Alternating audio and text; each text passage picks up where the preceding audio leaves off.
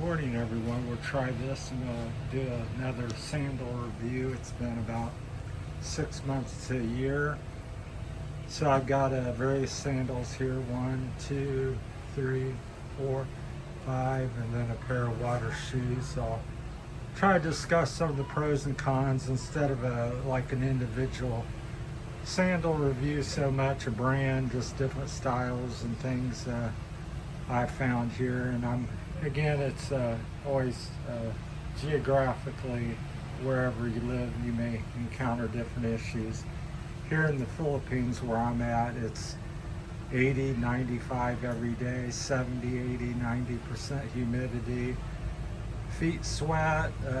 It's very rugged terrain. It's not groomed trails.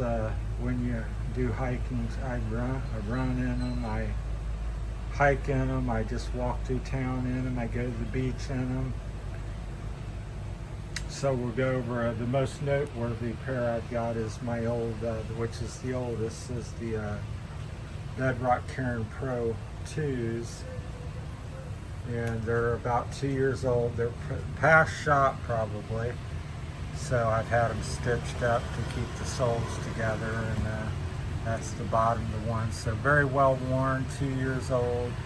Been pretty good, but I still continue periodically having issues with the toe strap. Because again, my feet's sweating, oily, sweat's dripping down on the bed and footbed, and it causes you to slip and move around a little bit more. Try not to drip on the phone. I washed my hair and trying to cool down. I was out hiking in these here. So let's see, these, I forget what these are. These are a little more expensive. I don't know if you can see that. World Balance shoes. These were 7,000 pesos roughly. I ordered in from America. These were about 2,000. This pair here was I think about 1,000. This pair was like 300 or 400 pesos. This pair was about 800 pesos. This is my water shoes.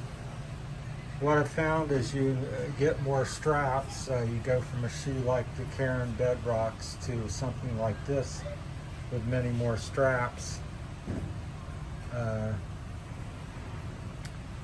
You get more support, but you also potentially get more wear points. And if you walk in the sand like you do here in the Philippines on a beach setting, the sand will get in there with the sweat or water and shape your foot a little bit more until your feet toughen up. I would say each of these shoes take 7 to 15 days to acclimate to if you wear them every day.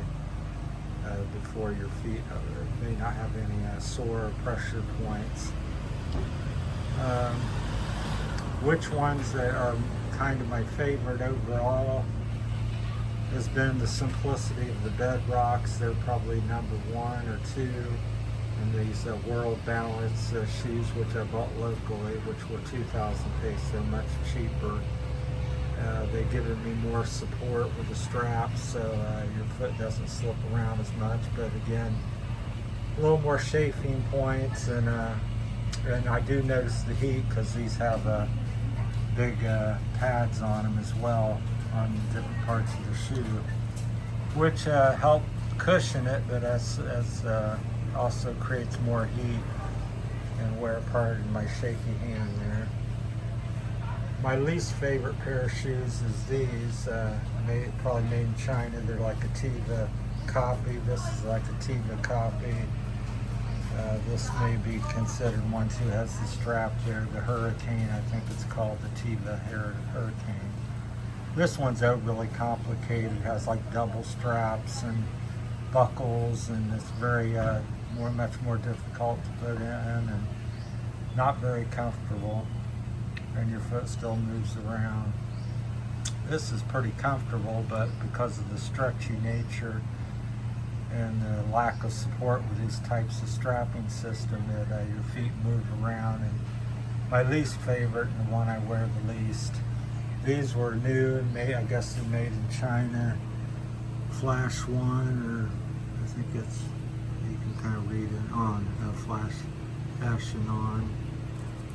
They kind of look nice, but what I've discovered, this shoe's probably a 1/4 inch or so, 3/8 of an inch more webbing, which fits my foot pretty good. And this left side does not. And then these are the water shoes, which I thought I'd like, but my feet get so hot and they get little not chafing, but like a bacteria buildup or something. Even 3 or 4 hours of use, I wash them, I lay them out in the sun, but my feet still break out, and then I have to soak them for a day or two, so I don't really like them. They're very thin. Now I tend to like a thicker sole. We'll get down here a little lower and show you the soles on this one's very thin, maybe a 1/4 inch or less. This is looks like 12, 15 millimeters. This one's fairly thin, maybe 10 millimeters. Again, 12, 15 millimeters. This one has a very sculptured foot. It's got like a little kick up here, there, and in the front. So it's pretty supportive if your feet fit in there. This is pretty flat and about 12 millimeters. When it was new, I've worn it down to almost 0. Try to focus in there. I've had them stitched up, trying to get more life out of them since they're so expensive and hard to get here in the Philippines. So that's kind of my 2 cents. It depends on the climate. If you're somewhere in Canada and the temperatures are 70, 80, 60 when you're wearing your sandals, the heat issue is not much of an issue. If your terrain's really rugged, I prefer the supportive nature of a thicker sole. Probably, I'm gonna get the chair down here and sit down while I yap a few more minutes about that.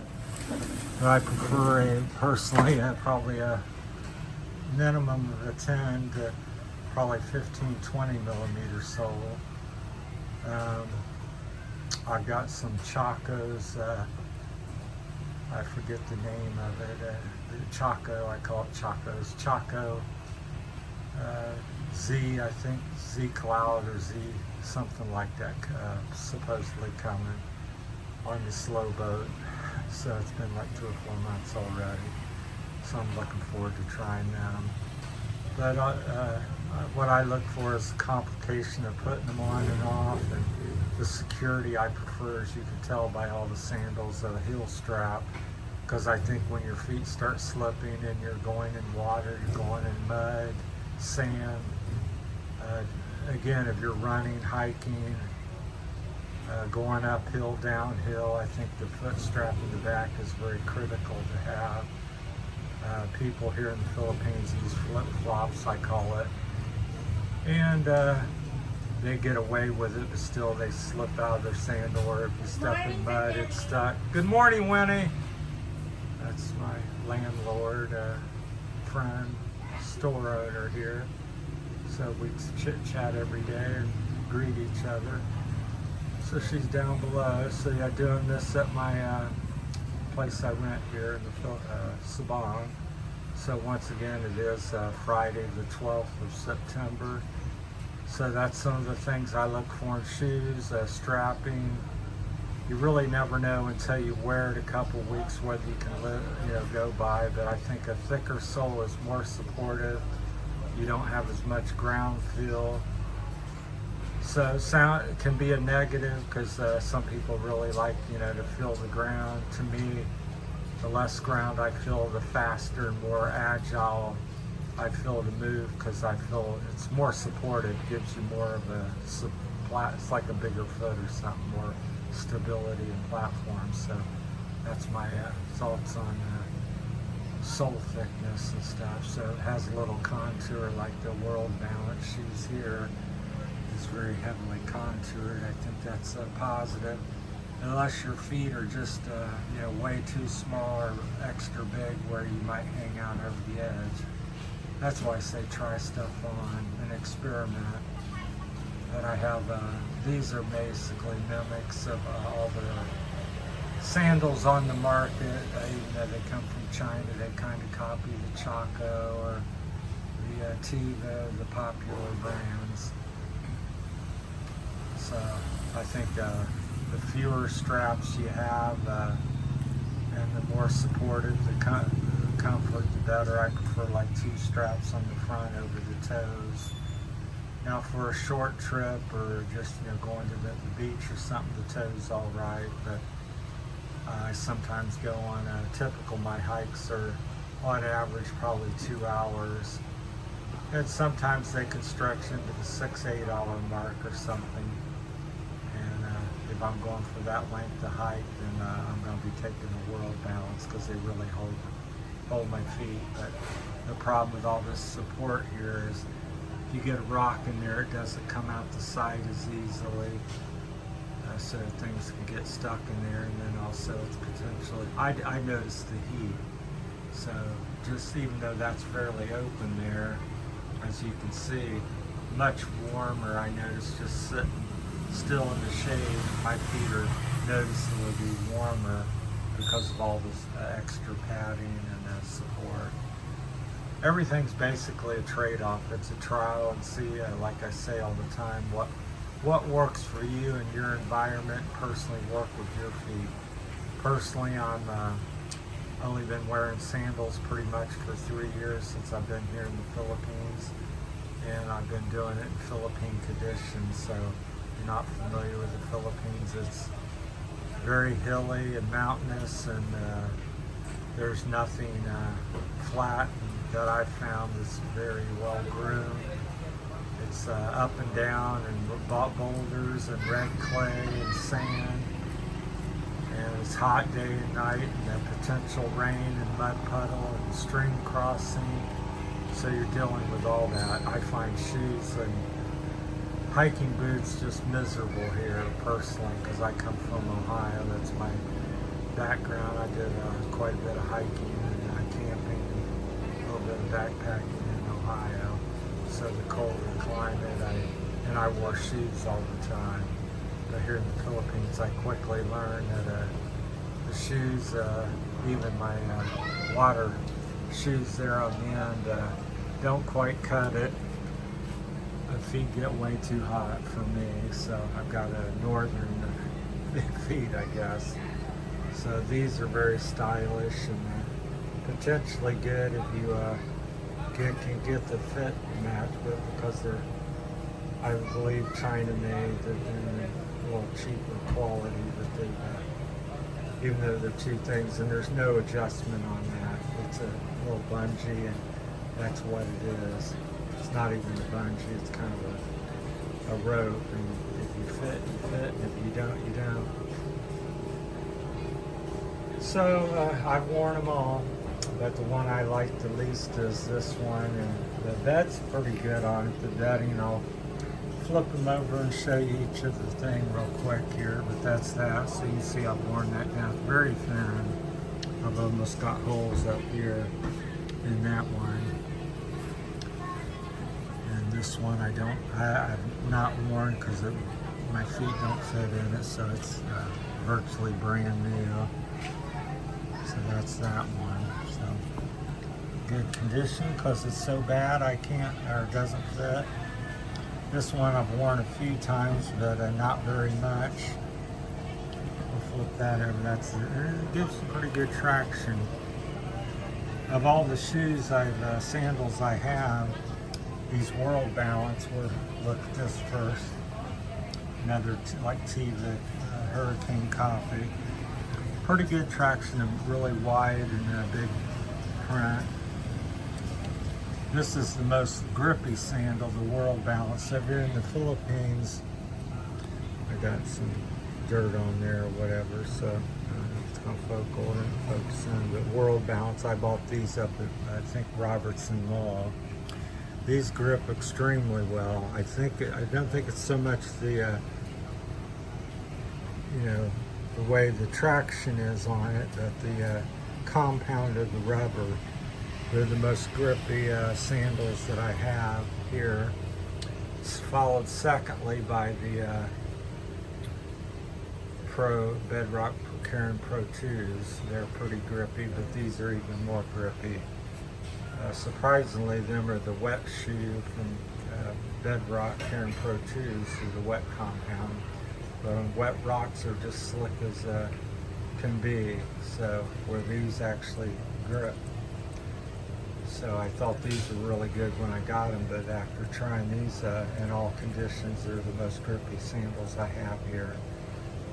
So if you're in the Philippines or a warm climate, and I could was recommended one sandal at the bunch, the World Balance here, I think we call it. If you can get them, they're my favorite for 2,000 pesos, which is about 40 bucks. Them were 150, 60 bucks or so.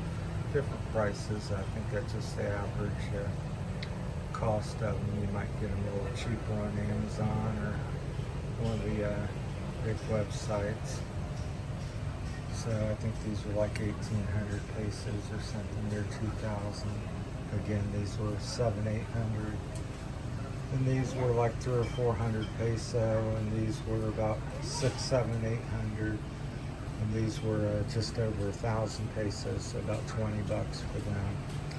500 peso is $10, and 1,000 peso is $20.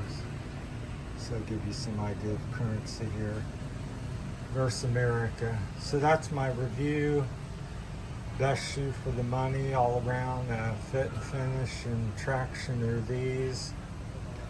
But again, the more strap and material you have, the more chance the sand will stick in there when it's wet or get trapped or pebbled, and you have slightly hotter foot.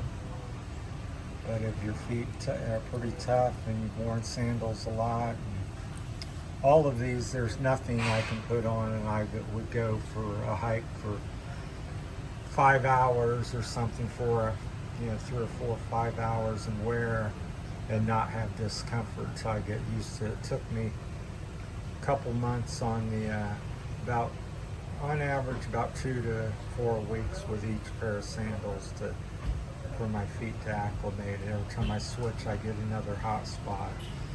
But this type of sandal with these straps, and they're very soft and flexible and have a lot of give to it, are, in my opinion, not very good. This has some interesting potential. This one's not very good. It's overly, it's a double strap, double layered buckles, and it's overly complicated, not a good design. So this is a very good design if you like the toe thing, but in warm or hot conditions, my foot swims around. So if you got any questions or comments or you want to add to the sandal review, feel free to post in the comments. Please like and subscribe. That's my little tips. I prefer thicker soles. I prefer these World Balance of all the sandals I currently have used and have. I've got other pairs as well. This is just a sample. I've got like 4 pairs of Karen Pro 2s, so pretty much the same. They tend to last between a year or 2 typically for me. So that's my review. If you got any questions or comments, I've probably left something out, but that's it. It's gotten long here. So thanks for watching, everybody. Hope it shows well in the brown background. Thanks.